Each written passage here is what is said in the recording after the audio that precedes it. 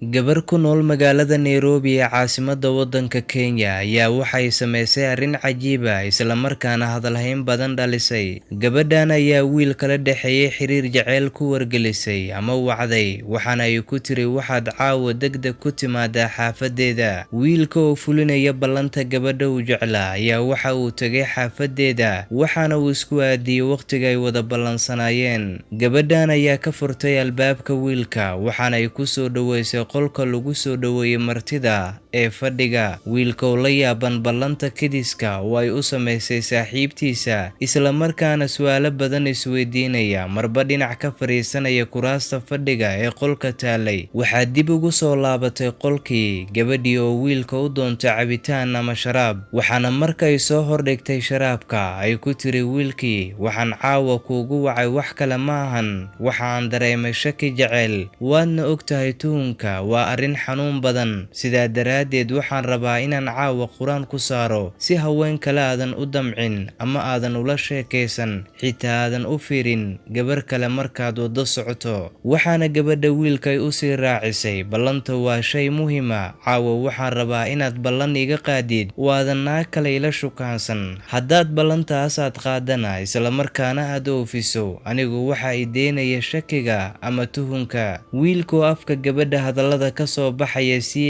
eegaya ayaa waxa uu yidhi, macaanto waan ku jeclahay, waana kaa qaadayaa ballantaasi ee waxa aad doonto iga codso. Gabadhii ayaa wiilka inta ay ka dhaqaaqday waxay soo qaadatay kutubka qur-aanka kariimka, waxa ayna wiilkii u jeesay ay ku tiri dhankaasi qiblada. Waxa ayna gabadhii sidaasi quraan ku saartay wiilkii, iyadoo weliba suurado badan wiilka ku akhrisay, iyadoo Ilaahay baryaysa isla markaana tiri, Ilaahow meel kasta uu marayo uma jeedo anigana lama socdi mar waliba, laakiinse Ilaahow ka jeedi indhaha haweenka kale, kana dhig midkii aniga keligayga igu koobnaada. Gabadhii ayaa intaa markay tiri wiilkii waxay siisay tahliil ay quraan ay ku akhrisay, sidaas ayayna wiilkii ku cabsiisay tahliisha. Dhanka kale wiilkii ayaa marka ay gabadha dhammaysay akhrinta quraanka u ballan qaaday in uu ku ekaanayo iyada, sidoo kalena uusan jiri doonin sabab ama xaalad kale oo dumar kale uu u damci karo. Labadan lamaane ayaa sidaasi ballan ku wada galay, isla markaana isku dhaariyay goobta, waxaana la isla gaaray go'aan ah in la hormariyo xiriirka, in laga feejignaado saddexeeyaasha dhaawici kara xiriirka jaceylka, iyo in shaki kasta oo soo kala dhexgala labadooda uu noqon karo mid ay daweyn karaan iyadoo aan la isku qaadin cuqdad ama xumaan kale. Qur'aanka waa waxa ugu wanaagsan ee wehel laga dhigto, waana waxa kaliya ee guul lagu gaari karo. Wiilkii iyo gabadhii ayaa